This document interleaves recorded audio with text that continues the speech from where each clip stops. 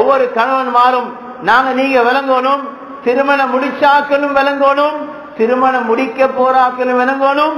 இதை நான் அவாய்ட் பண்ணி ப்ரோஹிபிட் பண்ணி நடக்கணும் என்னுடைய வாழ்க்கையில. அதுல முதலாவது சப்ஜெக்ட் என்ன தெரியுமா? மனைவிக்கு நேரம் கொடுக்காமல் இருப்பது. No time, busy work. அப்ப உங்களுக்கு என்னதுக்கு வெட்டிங்? சும்மா நீங்களே வீட்டுல மனைவிக்கு டைம் கொடுக்க தெரியாதா? ராவைக்கு கொடுக்கிற டைம் மட்டும் இல்ல டைம். நாங்கெல்லாம் எல்லாம் விளங்கிக்க அப்படித்தான். நைட்ல மனைவிக்கு டைம் கொடுத்தா போதும், அது இல்ல. ரசூலுல்லாஹ் ஸல்லல்லாஹு அலைஹி வஸல்லம் பகல்ல டைம் கொடுத்திருக்காங்க. காலையில டைம், மாலையில டைம், அந்தியில டைம், இரவுல டைம் எல்லாம் கொடுத்திருக்கிறாங்க. ஹிஸ்டரியில வரலாறு படிச்சு பார்த்தா தெரியும். அதனால முதலாவது வாழ்க்கை இன்பமாக சந்தோஷமாக மகிழ்ச்சியாக இருக்கணும் என்றா நானும் நீங்களும் நம்முடைய மனைவிமார்களுக்கு நேரம் கொடுக்க தெரிஞ்சிருக்கணும், அவருக்கு டைம் கொடுக்கணும். அதிகாலையிலிருந்து நள்ளிரவு வரையும் ஜப் ஷப் என்று ஓடினா இது நடக்காது. ஜப் செய்யத்தான் ஓடும், 8 hours only, அது போதும். ஆக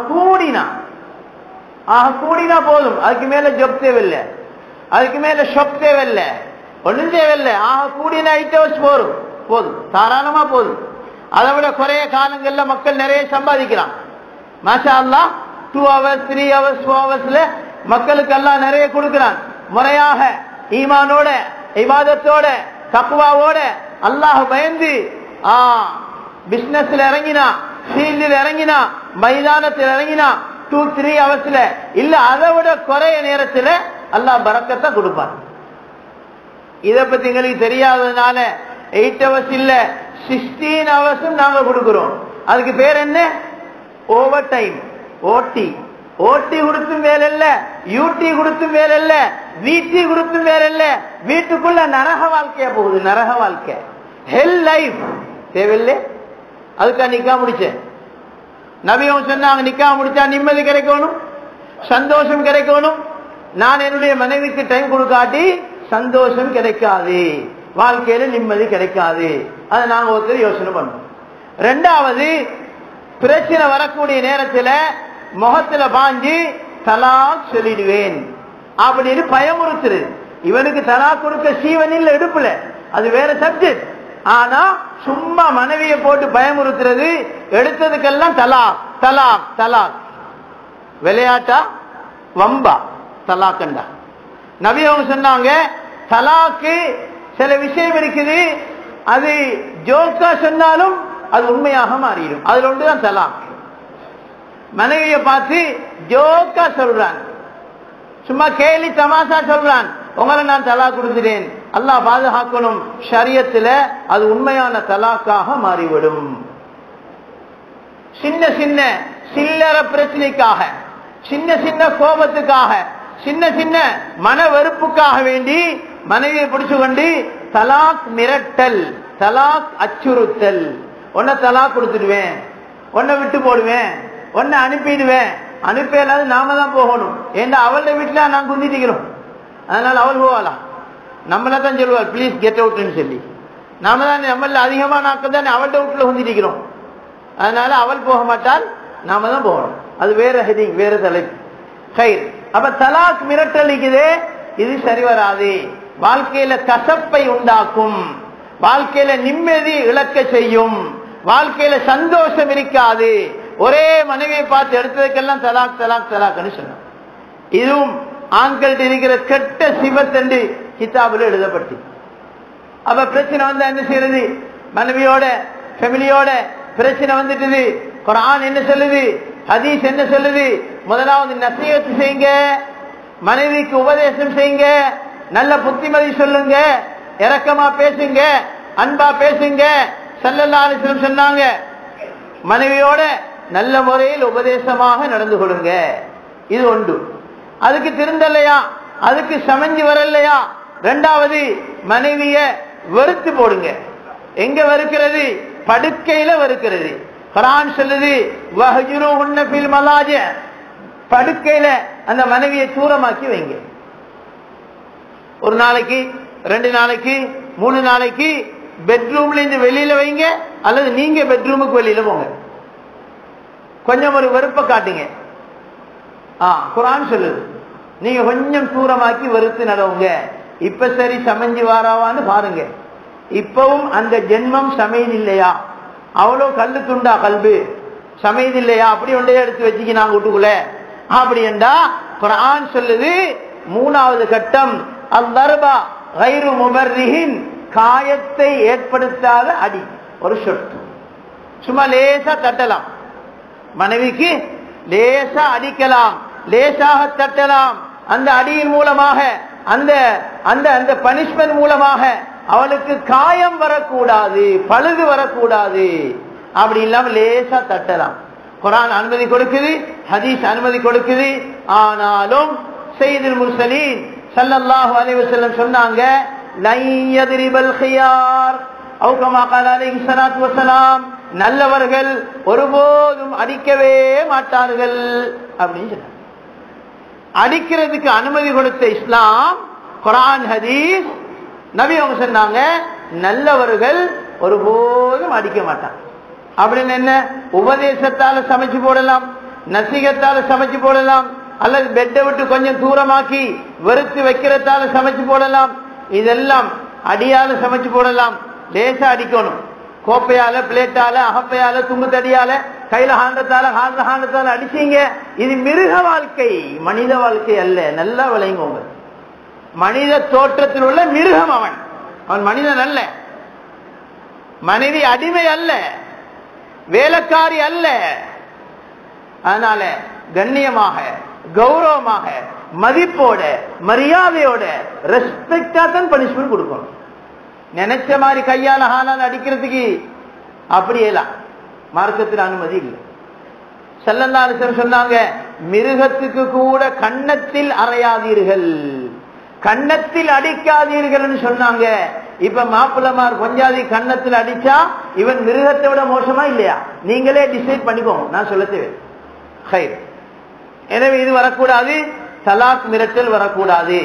அடுத்த சப்ஜெக்ட், இரண்டாம் திருமண மிரட்டல்.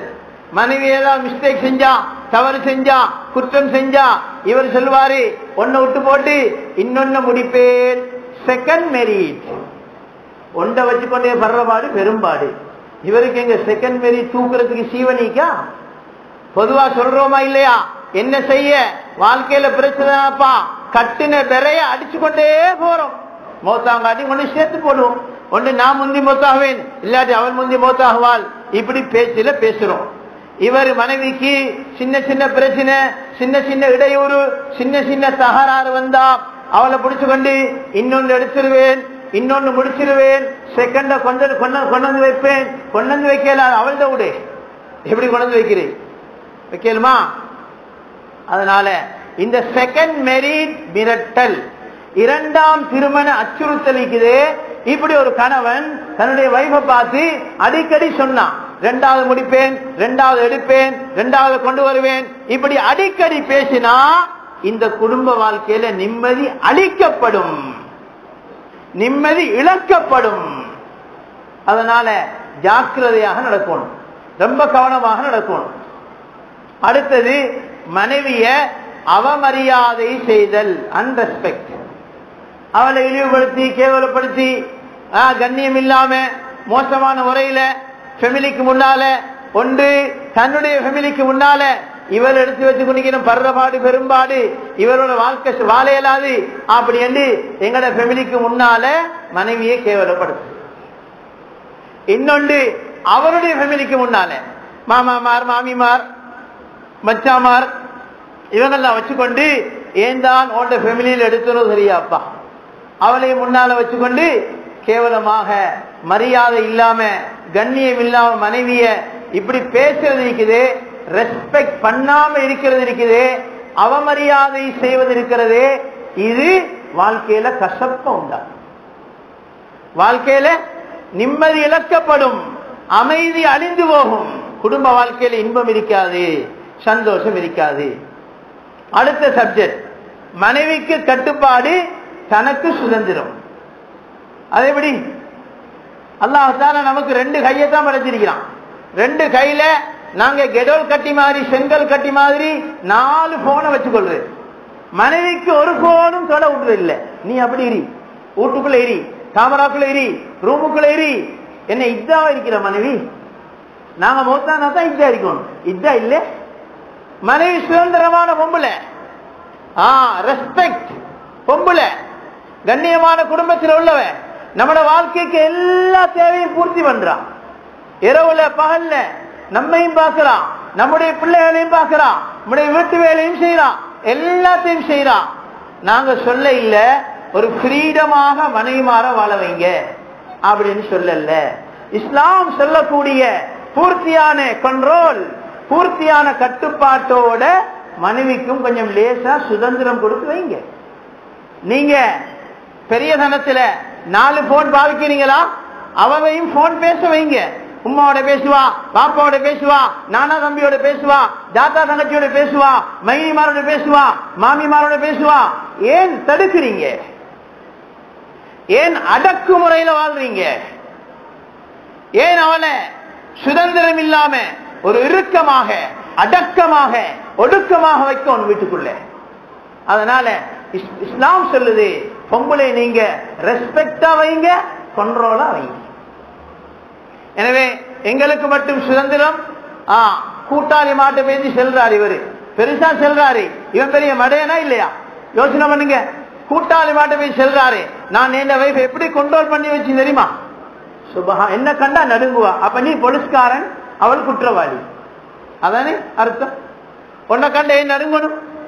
ஸல்லல்லாஹு அலைஹி வஸல்லம் அவங்கள கண்டா 11 மனைவிமார் யாராவது நடுங்கின வரலாறு இருக்குதா?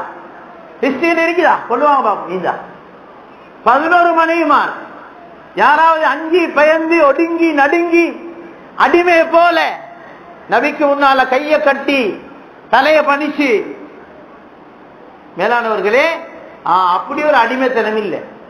கணவனுக்கு ரெஸ்பெக்ட் பண்ணணும் மனைவி. கணவன் பொருத்தத்தில்தான் அல்லாஹ்ட பொருத்தம் கிடைக்கும், கணவனுடைய பொருத்தத்தில்தான் சொர்க்கம் கிடைக்கும். ஆனாலும் எல்லை மீறி அண்ட கண்ட்ரோல், எல்லாம் மீறின கட்டுப்பாடு அப்படி ஒன்றும் வைக்கலாம். அதனால மனைவிய மதிப்போட மரியாதையோட கண்ணியமாக நாங்க வச்சுக்கொள்ளணும். அடுத்ததாக 3வது நபருக்காக மனைவியோட சண்டை போடுறது. 3வது நபருக்காக மனைவியோட சண்டை போடுறது. நான் ஒரு ஆள், என் மனைவி 2வது ஆள், 3வது ஆள் யாரு? என் உம்மா அல்லது மனைவியோட உம்மா அல்லது என் தாத்தா தங்கச்சி, என் ஃபேமிலி மெம்பர்ஸ், இவங்கெல்லாம் வந்து சொல்றாங்க, உன்ட பொண்டாட்டி அப்படித்தான், உன்ட மனைவி அப்படித்தான், உன்ட வைஃப் இப்படித்தான், அது இதுன்னு சொல்லி எத்தனையோ பேச்ச பேசுறாங்க.